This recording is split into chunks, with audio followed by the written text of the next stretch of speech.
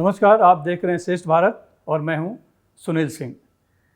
मुंबई के पवई इलाके में गुरुवार को जो हुआ उसकी कल्पना शायद ही किसी ने की थी। रोहित आर्या नाम के एक शख्स ने ऑडिशन के लिए आए 17 बच्चों और एक बुजुर्ग महिला को बंदी बना लिया और उसकी बात नहीं सुने जाने पर धमकी दी कि सभी को जला देगा।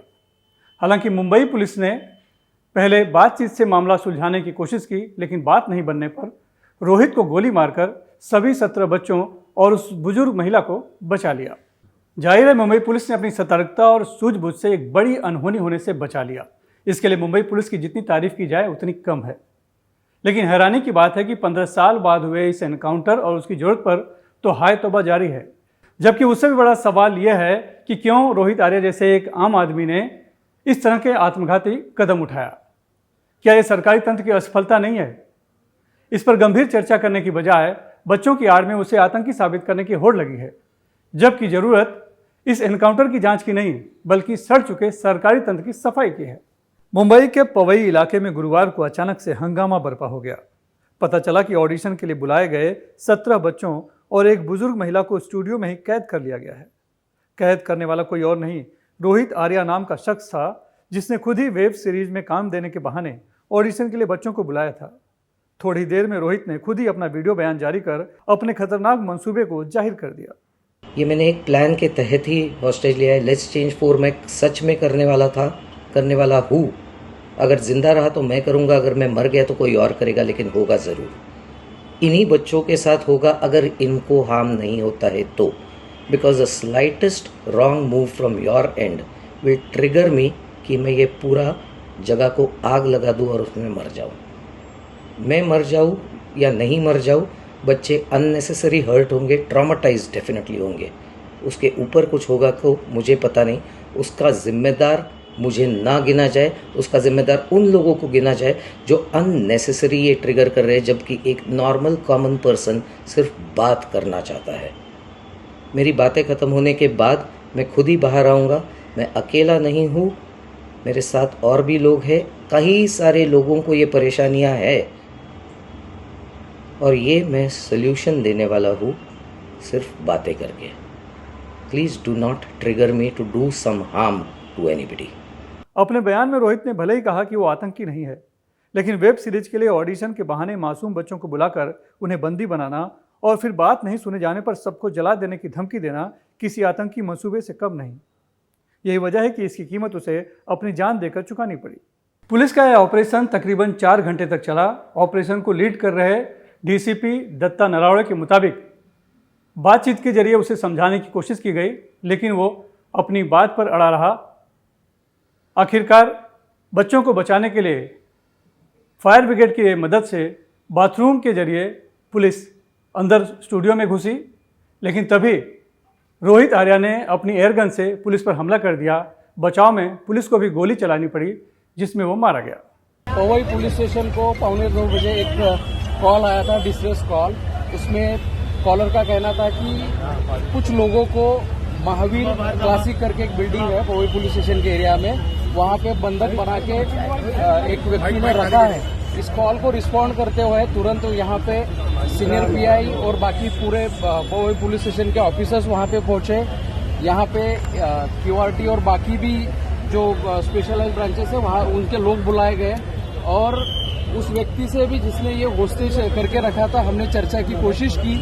बाद में हमारे मुंबई पुलिस का ऑफिसर ने फोर्स एंट्री करते हुए, फोर्स का यूज करते हुए 17 बच्चे, एक सीनियर सिटीजन और एक सिविलियन, इन सबको रेस्क्यू किया गया है। मुंबई पुलिस आयुक्त देवन भारती ने मीडिया को दिए बयान में साफ कहा है कि उसकी जो भी मांग रही हो वह छोटे बच्चों की जिंदगी से नहीं खेल सकता।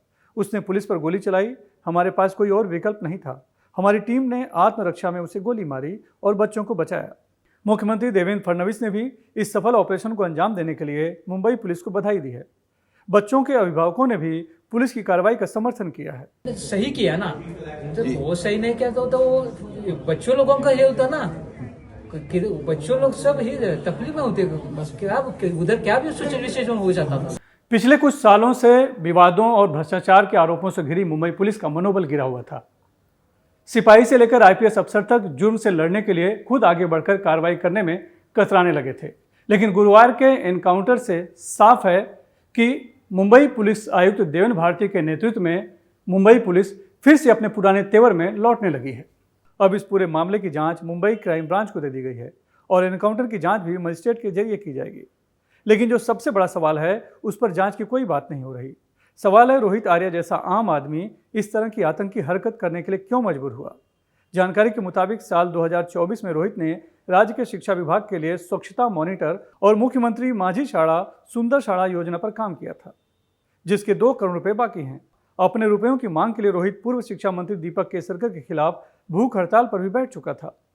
हालांकि शिक्षा विभाग ने रोहित के दस्तावेजों में खामी होने की सफाई दी है, तो खुद दीपक केसरकर का कहना है कि रोहित ने बातचीत कर मामला सुलझाना चाहिए था। बच्चों को बंधक बनाना गलत है। कन्सर्न जे लोक आहेत ऑफिसर्स त्यांच्याशीच त्यांनी चर्चा करायला पाहिजे होती आणि त्याला सगळं ऑफिसर्सशी मी ऑलरेडी मीटिंग करून दिलेली होती, त्यामुळे माझ्याशी बोलण्याचा काही प्रश्न होत नाही। वहीं शिवसेना के अन्य 2 मंत्रियों ने भी रोहित को ही कटघरे में खड़ा किया है। उद्योग मंत्री उदय सामंत ने तो रोहित को आतंकी करार दिया है की 19 लोकांना जाळून टाकण्याची धमकी तो कॉन्ट्रॅक्टर नाही, तो कदाचित मला असं वाटतं की दहशतवादीच होता। देखो, आपके सरकार के तरफ पैसे बकाया है, बाकी है, वो मांगने का ये तरीका नहीं। वो 15 बच्चों का क्या गलती है जिसको तुमने रखा था? गलती से इस माथे फिरों ने अगर उनको अगर मारता या तो उनकी जान जाती तो इसकी जवाबदार कौन रहता? इसलिए ऐसे लोगों का इनकाउंटर हुआ, इसके हम समर्थन करते हैं। हालांकि इस मामले में विपक्ष ने राज्य सरकार को जिम्मेदार ठहराया है, लेकिन जो सबसे बड़ा सवाल है उस पर सभी चुप हैं। सवाल है कि क्या इस मामले में हमारे सरकारी तंत्र की जांच नहीं होनी चाहिए? आखिर क्यों एक आम आदमी को अपनी बात रखने के लिए बच्चों को बंधक बनाने की योजना बनानी पड़ी, जबकि उसे पता था कि उसका अंजाम उसे अपनी जान देकर चुकाना पड़ेगा? आखिर रोहित आर्या की मौत का जिम्मेदार कौन है, खुद रोहित या फिर निरंकुश सरकारी तंत्र? श्रेष्ठ भारत पर खबरों से जुड़े रहने के लिए चैनल को सब्सक्राइब और लाइक करें, बेल आइकन दबाएं और देखते रहें श्रेष्ठ भारत।